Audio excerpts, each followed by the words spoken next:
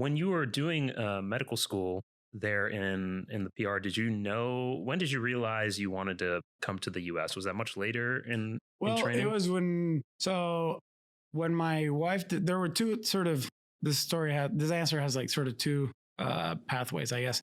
So there's my wife's pathway, and that is that when she decided she wanted to do periodontics, there was no way for her to do it at home. So that kind of switched. And then when I initially wanted to do orthopedic surgery when I started med school, and then I just realized that wasn't the thing for me.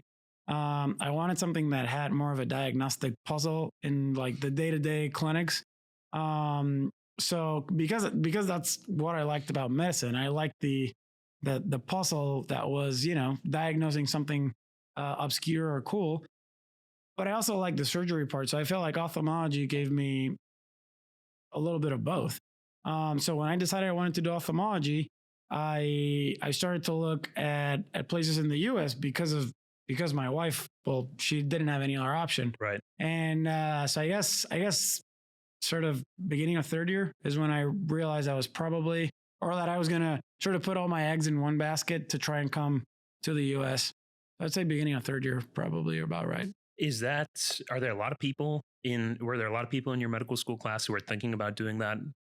Even people who weren't applying to opto? Yeah, maybe not necessarily saying like, let's put all our eggs in one basket and try to match somewhere in the US.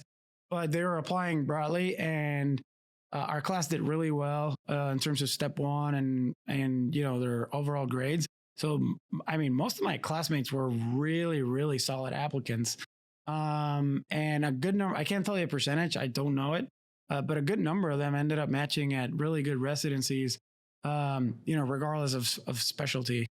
So yeah, I'd say a fair number, but also a good amount stay back home and they do really well.